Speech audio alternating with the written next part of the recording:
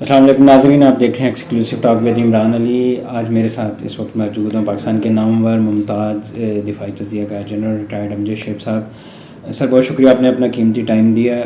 سر civil اور military قیادت میں 10 سے 11 دن میں ایک ٹینشن برقرار ہے D G I S I کی اپائنٹمنٹ کے حوالے سے۔ آپ کیا سمجھتے ہیں کہ وزیر اعظم Imran Khan D G I S I کی جو سمری ہے اپائنٹمنٹ کے حوالے سے اس پر دستخط کیوں نہیں کر رہے؟ ختم کر دیں، معاملات کو آگے چلنے دیں، لیکن وہ ہوا نہیں۔ تو جتنا وقت لگے گا زیادہ، اتنی ہی اس پہ چیمے گوئیاں، اتنا ہی آپ دیکھیے کہ اس کے اوپر بات چیت ہوگی جو کہ مناسب نہیں ہے ہمارے لیے۔ وہ میں سمجھتا ہوں کہ ایک نیچرلی ایک جگ ہسائی والی بات، تو یہ ہونا نہیں چاہیے تھا۔ بہر صورت اب بھی اگر یہ جلدی اس کو کر دیں تو میں سمجھتا ہوں کہ اچھا ہوگا، نہ کرنے سے اس میں خرابی پیدا ہوگی۔ سر کیونکہ آپ پاک آرمی کا حصہ رہے ہیں، آپ کو سارے اس پروسیس کا پتہ ہے، قانونی طریقہ یا طریقہ کار کیا ہے D G I S I کی اپائنٹمنٹ کا؟ اس میں یہ ہے کہ عموماً 3 یا 4 لوگوں کا نام ایک پینل چلے جاتا ہے، اور یہ پینل بھیجنا اس لیے ضروری ہے کہ پرائم منسٹر کو کوئی پتہ نہیں ہوتا کہ کون لوگ اس کام کے لیے کوالیفائڈ ہیں، کون لوگ اس چیز کو بہتر جانتے ہیں، یا یہ کہ وہ اویلیبل ہیں یا نہیں، آرمی میں کسی اور امپورٹنٹ ڈیوٹی پہ ہیں۔ لہذا آرمی دیکھتی ہے کہ سوٹیبل لوگ کون ہے، کس کی کیریئر ریکوائرمنٹ ہے، کس کو وہ اسپیئر کر سکتے ہیں، لہذا وہ 4 آدمیوں کا یا 3 کا پینل بھیج دیتے ہیں۔ پرائم منسٹر کو اس میں ایک چوائس مل جاتی ہے کہ ان 3 میں 4 میں سے وہ کسی ایک کو نامینیٹ کر دے۔ وہ اپنے طور پہ چیک کر لیتے ہیں، ہو سکتا ہے اپنے ذرائع سے وہ چیک کرتے ہوں کہ یہ شخص کوئی پولیٹیسائز تو نہیں ہے، نیوٹرل رہے گا، کیا ہوگا۔ تو وہ اس کی یہ اپنی تسلی کرنے کے بعد ان میں سے ایک کو وہ کر دیتے ہیں، اپروو کر دیتے ہیں۔ اس سے ان کی اپنی پرائم منسٹر کی کچھ چوائس کا بھی عمل دخل آ جاتا ہے، اور دوسری طرف یہ کہ سروس بھی اپنی ریکوائرمنٹ پوری کر لیتی ہے۔ اور باہر کبھی بھی یہ چونکہ بات نہیں نکلتی، تو کبھی اس معاملے میں اپوزیشن کو یا سیاسی پارٹیوں کو کوئی شک و شبہ نہیں ہوا۔ اگر آپ اس پہ اتنا لیت و لال کریں اور آپ یہ کہیں کہ نہیں ہم سلیکشن کریں گے یا انٹرویو کریں گے، وہ اس کا مطلب یہ ہے کہ آپ کوئی اپنی مرضی کا آدمی لگانا چاہتے ہیں۔ تو اپوزیشن کہہ سکتی ہے کہ جی یہ آدمی تو عمران خان کا بندہ ہے جس کو انہوں نے ڈی جی آئی ایس آئی لگایا ہے، سو اس کی پوزیشن بلا وجہ کنٹروورشل ہو سکتی ہے۔ اسی طرح جس طرح آپ چیف الیکشن کمشنر کی آپ نے کی بھی ہے کہ جو الیکشن کمشنر وہ تو جی اپوزیشن کو مدد کر رہا ہے، جس طرح آپ نے نیب کے چیئرمین کے بارے میں کہا۔ تو D G I S I کی پوزیشن اس طرح کبھی کمپرومائز نہیں ہوئی کہ وہ کسی پارٹی کے ساتھ اس کو آئیڈینٹیفائی کیا گیا ہو۔ لوگ اعتراض بے شک اس پہ کرتے ہوں کہ یہ سیاست میں دخل دیا، یہ کیا وہ کیا، لیکن وہ کسی پارٹی کے بہاف پہ نہیں ہوتا۔ تو کل کو کسی ڈی جی آئی ایس آئی کے بارے میں یہ کہا جا سکتا ہے، کل حکومت کسی اور کی ہو اور ڈی جی آئی ایس آئی پھنس جائے، وہ کہے جی کہ مجھے تو یہ کام نہیں کرنے دے رہے کیونکہ یہ کہہ رہے ہیں کہ تم عمران خان کے بندے ہو، اس کی فیور کے کام کر۔ تو اس کو پولیٹیسائز نہیں کرنا چاہیے تھا، اس کو پروسیس کے تحت ہی جانے دینا چاہیے تھا۔ سر اب سننے میں یہ آ رہا ہے کہ پرائم منسٹر آفس کی طرف سے اور پرائم منسٹر کی طرف سے مختلف اخبارات میں اس حوالے سے خبریں بھی چھپی ہیں کہ پرائم منسٹر جو 3 کینڈیڈیٹ ہیں ان کا انٹرویو بھی کریں گے۔ کیا سمجھتے ہیں ماضی میں کوئی ایسی مثال ملتی ہے کہ کسی پرائم منسٹر نے جو 3 کینڈیڈیٹ ہوں جن کا نام بھجوایا گیا ہو اسمبلی میں، ان کے پرائم منسٹر نے انٹرویوز کیے ہوں؟ نہیں، پہلے کبھی انٹرویوز نہیں ہوئے، اور یہ انٹرویو کرنا کوئی ویسے بری بات نہیں ہے۔ اگر پرائم منسٹر کرنا چاہے تو اس کو اختیار ہے، وہ کہہ سکتا ہے میں نے فیصلہ کرنا ہے، لیکن فیصلہ کرنے کے لیے مجھے انڈیویجول سے بات چیت کرنی ہوگی، تو بالکل ہو سکتا ہے۔ لیکن اس کا ایشو وہی ہے کہ ہمارے ملک میں ہر چیز جو ہے وہ پھر متنازع بن جاتی ہے۔ انٹرویو کی بنیاد پہ اگر وہ کسی چیز کو کسی کو دیتے ہیں یا سب کو کہتے ہیں یہ نہیں جی کوئی اور بندہ چاہیے، تو آپ کیا کریں گے؟ اور پھر انٹرویو میں آپ کیا کتنا پتہ کر سکتے ہیں؟ آپ کا اتنا علم ہے ہی نہیں ان لوگوں کے بارے میں، اور نہ ہی پروفیشنل کام کا آپ کو اتنا علم ہے کہ آپ ان کے پروفیشنل ورکنگ کے اوپر آپ ان سے بہت زیادہ کچھ پوچھ سکیں یا سوال کر سکیں۔ تو نتیجہ یہ کہ یہ ایک ایکسرسائز کے طور پہ کر سکتا ہے پرائم منسٹر، اس کو رکاوٹ نہیں، لیکن حقیقتاً اس کا فائدہ نہیں ہے، اس کا نقصان ہو سکتا ہے۔ سر سول ملٹری تعلقات کے حوالے سے حکومتی جو نمائندے ہیں، حکومتی وزراء نے یہی ہمیشہ کہا ہے کہ ہمارے جو ملٹری قیادت کے ساتھ تعلقات بہت اچھے ہیں، اور سول ملٹری قیادت ایک پیج پہ ہے، جو ابھی ٹینشن 10 سے 11 دن سے برقرار چلی آ رہی ہے، اگر یہ مزید بڑھتی ہے تو آپ سمجھتے ہیں سول ملٹری قیادت ایک پیج پر ہوگی؟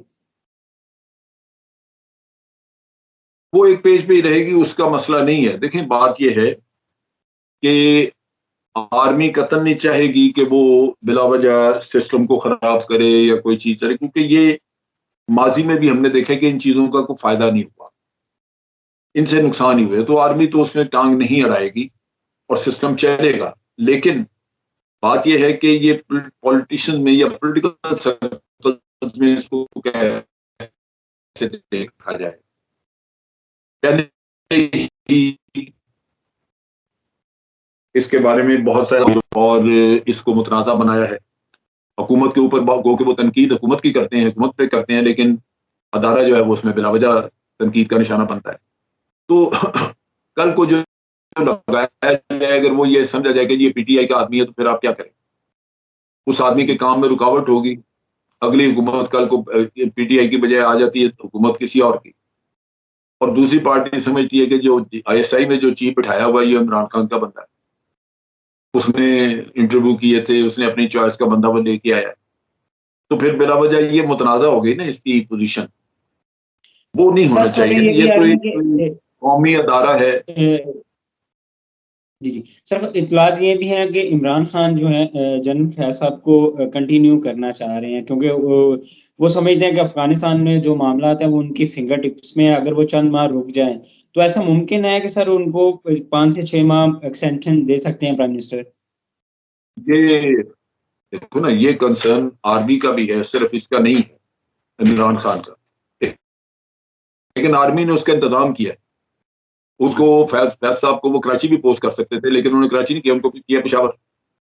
تو پشاور کور تو یہ معاملہ پہلے چلا رہی ہے، وہ دیکھ رہی ہے وہاں پہ افغانستان کے سارے ایشوز. تو یہ وہاں جا کے بالکل یہ سارا جو کچھ ہم چاہتے ہیں وہ کیری فارورڈ کر سکتے ہیں وہاں، کیونکہ ان کا رابطہ ہی وہ ہے، ان کا اور کوئی کام ہی نہیں ہے. وہاں کور کی کمانڈ ہے، اور کور کے سارے ایشوز جو ہیں وہ سارے افغانستان کے ساتھ. جی سر، آپ کیونکہ اس دفاعی امور کو بخوبی دیکھتے ہیں، اس کے ساتھ ساتھ آپ انٹرنیشنل اور پاکستان کی لوکل سیاست پہ بھی دیکھتے ہیں. سر موجودہ جو حالات ہیں، جو مہنگائی ہے، کیا سمجھتے ہیں یہ حکومت ڈلیور کیوں نہیں کر پا رہی؟ دیکھیں اس میں مہنگائی کا تو ایشو بڑا سیدھا ہے کہ مہنگائی پوری دنیا میں ہوئی ہے. کووڈ کے ایشوز آ گئے، مہنگائی میں دنیا بھر میں اکانومی کا مسئلہ ہوا. ہمارے ڈالر کی قیمت نیچے گئی کیونکہ قرضے ہم لے رہے ہیں، وہ ہمیں مجبور کرتے ہیں کہ یہ ڈالر کو اپنی مارکیٹ میں قیمت خود بنانے دیں. اور پیٹرول مہنگا ہوتا جا رہا ہے. 40 بیرل سے آج $85 بیرل ہو گئی ہے. تو مہنگائی تو ہوگی. مہنگائی میں نہیں سمجھتا کہ کوئی اور پارٹی آ جائے، اس کی حکومت آ جائے تو وہ کم کر لے گی، وہ بھی نہیں ہو سکے. اصل چیز یہ ہے سر کہ مہنگائی کم کرنے کے لیے ادارے میں تشویش پائی جی جاتی ہے، کیونکہ سر ادارے میں تشویش پائی جاتی ہے کیونکہ اکتوبر 2017 میں آرمی چیف نے، جو شاہد خاقان عباسی تھے اس وقت کے پرائم منسٹر، معیشت کے حوالے سے ان کو آگاہ کیا تھا کہ ادارے میں، فوج میں تشویش پائی جاتی ہے کہ آپ کی جو معیشت کے حوالے سے پالیسی ہیں وہ ٹھیک نہیں ہے. تو اب اس طرح کی کوئی تشویش پائی جاتی ہے؟ نہیں، تشویش اگر پائی جاتی ہے تو اس وقت تو پبلک میں بات آ گئی، لیکن یہ بات پبلک میں آتی نہیں. عموماً آرمی یہ بتاتی رہتی، جی اس میں جو بھی مسائل ہوتے ہیں تشویش، اس پہ آرمی حکومت کی مدد کے لیے ان کو ایک فیڈ بیک دیتی رہتی ہے، ان کو ایڈوائز کرتی ہے، ان کو بتاتی رہتی ہے کہ ہمارے ہاں یہ تشویش ہے، اس کو دور کیا جائے. کیونکہ یہ حکومت سے علاوہ یہ ادارے کے فائدے کے لیے ہوتا ہے، کہ تاکہ ادارے میں لوگ مطمئن رہیں کہ معاملات ٹھیک چل رہے ہیں. تو وہ تو جو تشویش ہے وہ ان کو بھی کنوے کی جاتی ہوگی، وہ ایسے نہیں ہے کہ صرف انہیں کو بتائی گئی. لیکن اصل چیز یہ ہے کہ اس وقت دنیا کے حالات ایسے ہیں کہ بہت کچھ ان کے ہاتھ میں ہے نہیں. خرابی یہ ہے کہ ہمارا ملک قرضوں میں ڈوبا ہوا. جن ملکوں پہ قرضے نہیں ہیں وہ اپنی آمدن میں سے سبسڈی دے کے اپنے لوگوں کو سستی چیزیں مہیا کرتے ہیں. مثال کے طور پہ مارکیٹ میں وہ گندم لے کے آتے ہیں، حکومت گندم خود اگر 2000 روپے من خرید رہی ہے تو باہر لوگوں کو وہ 1200 1300 یا 1400 روپے من دیتی ہے تاکہ ان کی قوت خرید میں رہے. اور 600 روپیہ یا 700 روپیہ پر منتھ پہ وہ اپنے اوپر ڈال لیتی ہے. لیکن ایک ملک جو قرضوں میں رہ رہا ہو وہ پہلے ہی اپنی آمدن سے زیادہ خرچے کر رہا ہے, تبھی ہر سال قرضہ بڑھتا ہے. آمدن تھوڑی ہے اور آپ کے اخراجات جو ہے وہ پہلے سے زیادہ ہیں, تو اس لیے آپ سبسڈی نہیں دے سکتے, آپ مہنگی چیزوں کو سستا کر کے نہیں بیچ سکتے, حکومت کے پلے پیسہ ہی نہیں ہے. اور اگر دینے کی کوشش کریں تو باہر سے جو قرضہ لے رہے ہیں وہ آپ کو قرضہ نہیں دیں گے, وہ کہیں گے جی آپ مقروض لوگ ہیں, آپ کا کیا حق ہے کہ آپ اپنے لوگوں کو سستی دیتے ہیں چیزیں, اگر آپ لوگوں کو سستی دے سکتے ہیں تو ہمارا قرضہ واپس کریں, تو وہ آپ کے لیے مشکل بن سکتی ہے. لہذا مقروض ملک جو ہیں وہ ان کے لیے بڑا مشکل ہوتا ہے کہ وہ عوام کے فلاح و بہبود پہ کام کر سکیں, کیونکہ ان کے پلے ہوتا کچھ نہیں. یہاں بھی یہی صورتحال ہے. اب اس کو ریزالو اگر کرنا ہو تو تمام پولیٹیکل پارٹیز کو بیٹھ کے اس پہ ایک مساق معیشت کہہ لیں یا کچھ کہہ لیں, جو کہ ایک اکانومی کو سیدھا کرنے کی پلان بنا رہی ہو. آج دیکھیے, باوجود اس کے کہ اپوزیشن یہ جانتی ہے کہ یہ مہنگائی کیوں ہے اور مہنگائی دور نہیں ہو سکتی, وہ باہر یہی نعرہ لگا رہے ہیں کہ جی عمران خان لوٹ کے لے گیا ہے, ان کے یہ چور ہیں, ان کو پتہ ہے کوئی نہیں, نالائق ہیں, یہ ہے وہ ہے. کیوں؟ اس وقت ان کا صرف ایک مقصد ہے کہ یہ کسی طرح نکل جائے اور ہمیں حکومت آ جائے, مل جائے. وہ مل جائے گی لیکن ہم مہنگائی وہ بھی دور نہیں کر سکیں گے. لہٰذا عمران خان باہر نکل کے وہ بھی یہی کہے گا کہ چور ہے, لوٹ رہے ہیں, کھا گئے, یہ ہو گیا وہ. بہتر یہ ہو کہ یہ قومی مسئلہ ہے جو 2-4 سال میں حل ہونے والا نہیں ہے. جتنا قرضہ چڑھ گیا ہوا یہ شاید 15 سال میں جا کے ایک حکومت نے 2-3 کو شاید باریاں لینی پڑے. تو بیٹھ کے سارے اس مسئلے کو حل کر لیں تاکہ آئندہ یہ ایشو جو ہے وہ ایک قومی سطح پہ حل کیا. لیکن وہ ہو نہیں رہا نا, یہاں پہ سب اپنے مفادات کی دوڑ میں لگے ہوئے. سر یقیناً آپ درست فرما رہے ہیں. سر یہ فرمائیے گا کہ الیکشن 2018 میں جو امیدیں تھیں پی ٹی آئی کی حکومت سے, کیونکہ عوام کا بھی یہی تاثر تھا, بیانیہ بھی یہی تھا کہ نواز شریف زرداری یہ کرپٹ ہیں, چور ہیں, ملک کو لوٹ کے کھا گئے ہیں, تو عمران خان آئے گا, ڈلیور کرے گا کیونکہ ایماندار ہے. تو جو عوام کی ان سے امیدیں تھیں, توقعات تھیں, یہ کیوں نہیں پورا ہوتا رہے؟ یہ نااہلی ہے, انکمپیٹنس ہے, یا میرا ان کو چیزوں کا پتہ نہیں؟ میرا اپنا اندازہ ہے کہ میرا اپنا اندازہ ہے کہ ان کو یہ پتہ نہیں تھا کہ بگاڑ ہے کتنا بڑا. یہ سمجھتے تھے کہ ہم آئیں گے تو ہم اپنے احکامات جاری کر کے یہ ٹھیک کر لیں گے. آج شاید ان کو اندازہ ہو گیا ہو, لیکن مجھے یہ اندازہ پہلے دن سے ہو گیا تھا کہ جو کرپٹ مافیا ہے وہ ریاست سے کہیں زیادہ مضبوط. کرپٹ مافیا زیادہ طاقتور ہے, ریاست کمزور ہے اس کے آگے. کرپٹ مافیا کی جیبوں میں حرام کا مال اتنا زیادہ ہے کہ وہ کسی بھی ادارے کو خرید سکتی ہیں, کسی بھی ادارے کے لوگوں کو خرید سکتی ہیں. نتیجہ یہ کہ یہاں پہ انصاف یا کیس کا چلانا بہت مشکل ہے. کیسز جو بنے یہاں پہ بھی وہ کیسز غلط نہیں ہیں, لوگوں نے کھایا, مال دبا کے کھایا, لیکن وہ کیس ان کے چلیں گے نہیں, کیونکہ جس نے جتنا زیادہ کھایا وہ, اور ادارے میں بیٹھے لوگ بھی یہ کہتے ہیں کہ اگر اس نے خود 2 ارب روپیہ کھایا ہے تو اس میں سے 2-4 کروڑ مجھے دے دے گا تو کون سی مصیبت آ جائے گی. تو وہ 2-4 کروڑ لے کے تو وہ اپنے کیس کو لٹکایا رکھتا ہے. انکوائری کرتے ہیں, اس میں لوپ ہول چھوڑ دیتے ہیں, دوسری سائڈ کو بتا دیتے ہیں کہ بھئی عدالت جب کیس جائے تو انکوائری میں یہ کمزوری ہیں, یہ تم چیلنج کر لینا. تو یہ آدمی بھی پریفر کرے گا کہ عدالتوں کے ذریعے یہ چھوٹے. کرپٹ آدمی پریفر کرے, کیونکہ اس کے بعد دوبارہ آپ اس کا کیس نہیں کھول سکتے. جی وہ بالکل سر. جیسے میں ایک مثال دوں, زرداری صاحب کا کیس تھا. اس میں جو کیس کے اوریجنل ڈاکومنٹس تھیں وہ مرحوم واجد شمس الحسن وہاں سے سویڈن سے چوری کر کے لے گیا. اس وقت وہ زرداری صاحب کے وقت میں وہ ہمارا امبیسڈر تھا انگلینڈ. جی وہ بالکل. ڈاکومنٹس اوریجنل وہاں سے چوری کر کے لے گیا. اب جب کیس یہاں پہ چلا تو نیب نے وہاں پہ فوٹو کاپیاں پیش کی. عدالت نے کہا جی فوٹو کاپیاں تو ہمیں منظور نہیں, اصلی لے کے آئے. انہوں نے کہا جی اصلی تو ہے نہیں. انہوں نے کہا اچھا ٹھیک ہے, پھر یہ ریفرنس خارج. دوسرا ریفرنس مہینے بعد دائر کیا, اس میں پھر فوٹو کاپی ہیں. عدالت نے کہا جی اوریجنل لے کے آئے. انہوں نے کہا جی ہمارے پاس تو فوٹو کاپی. انہوں نے کہا جی فوٹو کاپیاں پہلے بھی آپ کو بتایا قابل قبول نہیں, لہٰذا زرداری صاحب بری, کیس خارج. اب زرداری صاحب آپ کو روز کہتے ہیں کہ جی مجھے اتنے سال قید رکھا, کیا نکلا میرے خلاف؟ نکلا وہی جو آپ چوری کر کے لے گئے. $60 ملین کس کو نہیں پتا کہ وہاں پڑے ہوئے تھے سوئٹزرلینڈ میں جو آپ نے لے لیے. کس کو نہیں پتا کہ وہاں پہ وہ کنٹیکنا کا کیس اور وہ بڑا قیمتی ہار اور بڑا کچھ وہ وہاں پہ بینک میں تھے وہ آپ نے لے لیے. تو آپ چل نہیں سکتے آگے. آپ کو سر نیب کی سپورٹ ہے کرپٹ آدمی کو, آپ کو ایف آئی اے کی سپورٹ ہے, کسی کا بھی لینے, ہر محکمے کی سی سی پی کی سپورٹ ہے. نتیجہ یہ کہ آپ عمران خان کو غالباً یہ اس چیز کا احساس نہیں تھا کہ ان اداروں نے اس کے ساتھ تعاون نہیں کرنا, اس میں وہ کرپٹ لوگوں کو بٹھا گئے ہوئے ہیں جو آگے بھی مال کھائیں گے, پہلے بھی کھا رہے تھے. سر آپ درست فرما رہے ہیں. اپوزیشن کا بیانیہ یہ ہے کہ عمران خان جو ہے یہ مافیا کو تحفظ دے رہا ہے, اور جو نیب آرڈیننس لے کے آیا یہ اپنے وزراء اور جو مافیاز ہیں ان کو این آر او دیا ہے. یہ وہ ٹھیک کہہ رہے ہیں, این آر او انہوں نے اپوزیشن کو بھی دیا ہے اور اپنے لوگوں کو بھی دیا ہے. شروع میں جب ایف اے ٹی ایف کے لیے قوانین یہ بنا رہے تھے ان کے کہنے پہ, تو اس وقت پی ایم ایل این نے یہی ساری چیزیں کہی تھیں جو کہ اس میں لکھی ہوئی انہوں نے تجاویز میں دی تھیں. اس وقت انہوں نے نہیں مانی, پی ٹی آئی نے, انہوں نے حکومت نے کہا کہ جی یہ ہم سے این آر او مانگ رہے ہیں. پھر ایک وقت آیا کہ جب ان کو اپنے اندرونی حالات کا پتہ چلا تو انہوں نے کہا کہ نہیں, اب این آر او ہمیں بھی چاہیے, لہٰذا ساری پولیٹیکل پارٹیوں کو این آر او مہیا کر دیں. تو وہ انہوں نے ان کی تجویزیں جو تھیں وہ مان کے آج اس کا آرڈیننس بنا کے دے دیا. اب سارے ہی اس میں سے فائدہ اٹھا رہے ہیں. اس میں پی ایم ایل این کے بھی لوگ چھوٹ جائیں گے, P T I peoples party کے بھی چھوٹ جائیں گے, تو پی ٹی آئی کے بھی چھوٹ جائیں گے. یہ سب نے ایک کر کے پاکستان کو پیچھے سے خنجر گھونپا ہے.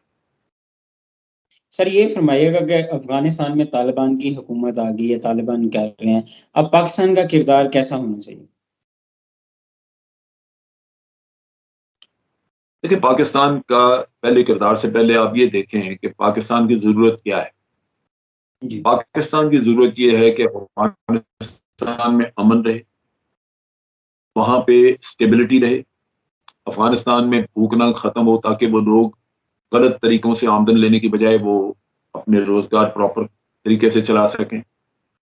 ان چیزوں میں روزگار اچھی طرح چلانا ہے, وہاں پہ کاروبار وغیرہ زندگی کا یہ نارمل چلنا چاہیے, امن رہنا چاہیے, دہشت گردی نہیں ہونی چاہیے, حکومت ایسی ہونی چاہیے جس کو وہاں پہ باہر کی دنیا بھی تسلیم کرے اور اندر افغان بھی تسلیم کریں. آج جو حکومت ہے وہاں پہ وہ صرف طالبان کی ہے, جبکہ باقی جو وہاں پہ دھڑے ہیں یا باقی ایتھنک گروپس ہیں وہ اس میں شامل نہیں ہے. لہذا یہ ضرورت ہوگی کہ ان کو شامل کیا جائے, جو ناردرن الائنس کے یا ازبیک تھے, تاجک تھے, ان کو شامل کیا جائے. اگر نہیں شامل کریں گے تو کل کو وہ مایوس ہو کے ہو سکتا ہے وہ بغاوت کر دیں ان کے خلاف. افغانستان میں تو یہ چیزیں ہوتی ہیں, وہ اپنی حکومت کے خلاف لڑنا شروع کر دیں. پنشیر آج ان کے قبضے میں نہیں رہا, لیکن دوبارہ پنشیر اگر لے لیں اور وہاں سے بیٹھ کے لڑنا شروع کر دیں, آپ کیا کریں گے؟ تو یہ پاکستان یہ چاہے گا کہ یہ, اور ہم کہہ بھی رہے ہیں ہم کو کہ بھی ایک آل انکلوسو گورنمنٹ بنائیں. آل انکلوسو کا مطلب یہ ہے کہ جتنے بھی یہاں پہ ایتھنک گروپ ہیں سب کو اس میں ریپرزنٹیشن دیں تاکہ وہ آپ کے ساتھ چلیں. اسی طرح ہم یہ ٹیررزم نہیں چاہتے وہاں پہ ہو, کیونکہ ٹیررزم ہوگا تو یہ حکومت ڈیسٹیبلائز ہو گئی تو پاکستان میں ٹیررزم آنا شروع ہو جائے گا. وہاں سے بنیادی طور پہ تو یہ قوتیں پاکستان میں ٹیررزم کرواتی نہیں ہیں, جی لیکن افغانستان میں اگر اسٹیبلٹی آئے تو پاکستان میں ٹیررزم کرانا مشکل ہوگا. تو یہ سر ہم میرا چاہیں گے کہ وہاں پہ آئے. پھر ہم یہ چاہیں گے کہ وہاں سے اسمگلنگ وغیرہ نہ ہو, نارکوٹکس کی اسمگلنگ نہ ہو, یہ چیزیں نہ آئیں. وہ تب ہوگا اگر وہاں پہ لوگوں کے پاس اچھا روزگار ہوگا, تو پھر وہ برے کاموں کی طرف یا غلط رستوں پہ نہیں جائیں گے. تو پاکستان یہ چاہتا ہے, اس کے لیے ہم تعاون کر رہے ہیں ان سے. سر میرا آپ سے آخری سوال, کیونکہ پاک امریکہ تعلقات میں کوئی بہتری دیکھتے ہیں, کیونکہ امریکہ کو پہلے پاکستان کی ضرورت تھی افغانستان میں, اب ان کا وہ مطلب کہہ لیں, مفاد کہہ لیں, جو ضرورت تھی وہ پوری ہو گئی ہے. تو اب کیا امریکی پاکستان پہ دباؤ بڑھائیں گے؟ جو ایک پہلے نعرہ لگتا تھا ڈو مور, کیا پھر وہی چیزیں ہوں گی پاکستان کے ساتھ؟ دیکھیں, پاکستان کے اور امریکہ کے تعلقات کی ہسٹری ہے جہاں بڑی قربت بھی ہو, پابندیاں بھی لگتی رہی ہیں. پھر اچانک امریکہ ناراض بھی نظر آتا ہے, کبھی خوش نظر آتا ہے. آج امریکہ کو پاکستان کی ضرورت پڑ جائے تو کل تعلقات ٹھیک ہو جائیں گے. لیکن آج آپ امریکہ کی خدمت ہیں, تو اگر امریکہ کو اگلے دن آپ کی ضرورت نہیں تو اگلے دن ہی لات مار کے پرے کرے گا. لہٰذا آپ اگر آج سے 2-3 مہینے پہلے کی بات دیکھ لیں تو طالبان کے ساتھ جتنے معاہدے یا جو بات چیت کرنی ہے پاکستان کی ضرورت تھی، پاکستان کی محنتیں بھی کرتے تھے، روز ان کے وہ زلمے خلیلزاد بھی آتے جاتے تھے اور بھی ان کے لوگ، وہ ضرورت ختم ہو گئی. اب آپ وینڈی شرمن جو آئی تھی ان کی پیچھے جی سیکرٹری، اس کا بیان دیکھ لیجئے. اس نے بیان جو انڈیا میں دیا، اس نے کہا جی اب ہمارا کوئی براڈ بیس تعلقات وغیرہ نہیں ہے پاکستان کے ساتھ، نہ ہم سوچ رہے ہیں کہ ایسے کرنے کا. تو اب تو یہی ہے کہ نارمل چل چلا. تو ہمیں چل چلا پہ رہنا چاہیے، ہمیں کوئی ان کی منت سماجت کرنے کی ضرورت نہیں ہے. ہمیں یہ ضرور دیکھنا چاہیے کہ کیا ہماری فارن پالیسی یا امریکہ کے ساتھ تعلقات یہ کچھ اصولوں کی بنیاد پہ ہیں یا نہیں. آپ جب اصولوں کی بنیاد پہ اپنا تعلق کہیں ڈیولپ کریں گے تو آپ کو پھر اس میں اگر نقصان ہو یا فائدہ ہو، آپ کو حیرانی نہیں ہوتی، آپ کو دکھ نہیں ہوتا، افسوس نہیں ہوتا. آپ کہتے ہیں کہ نقصان تو ہم نے پہلے سوچ لیا تھا لیکن ہم نے اپنا اصول قربان نہیں کرنا. اب اگر آپ نے یہ اصول بنایا ہے کہ ہم آپ کے پارٹنر امن کی خاطر تو بن سکتے ہیں، جنگ میں آپ کے پارٹنر نہیں ہوں گے، تو آپ کو اس پہ قائم رہنا چاہیے. اس کا جو بھی آگے امریکہ کے ساتھ تعلقات کی نوعیت ہو، جو بھی صرف یہ کہ امریکہ کچھ پیسے دے دے یا کچھ آسانیاں پیدا کر دے تو آپ سارا کچھ بھول جائے، وہ نہیں ہو سکتا. پہلے ہی انہوں نے آپ کو FATF میں پھنسا کے رکھا ہوا ہے، انہوں نے IMF کے سامنے آپ کو پھنسا کے رکھا ہوا ہے، اکانومی آپ کی جو ہے اس پہ ان کا پاؤں پڑا ہوا ہے. یہ ساری مشکلات آپ پہلے ہی جھیل رہے ہیں، کچھ اور بڑھ جائیں گی. لیکن تعلقات آپ کے ایک اصول کی دو طرفہ بنے، آپ کے اپنے جو اخلاقی اصول ہیں، آپ کے اپنے خطے میں جو سیکورٹی کی ریکوائرمنٹس ہیں، ان کو دیکھتے ہوئے تعلقات آپ کو رکھنے چاہیے. سر یہ فرمائیے گا کہ بھارت کی جو انویسٹمنٹ تھی افغانستان میں پاکستان کے خلاف دہشت گردی کروانے میں، وہ تو اب ڈوب چکی ہے. اس حوالے سے جب طالبان آئے تو بھارت میں بڑا سوگ منایا گیا. اب پاکستان کو ڈسٹیبلائز کرنے کے لیے، پاکستان میں دہشت گردی کروانے کے لیے بھارت کوئی اوچھے ہٹ کندے استعمال کر سکتا ہے؟ دیکھیں بات یہ ہے کہ طالبان کو ہمارے ساتھ تعلقات کی اہمیت کا پتہ ہے.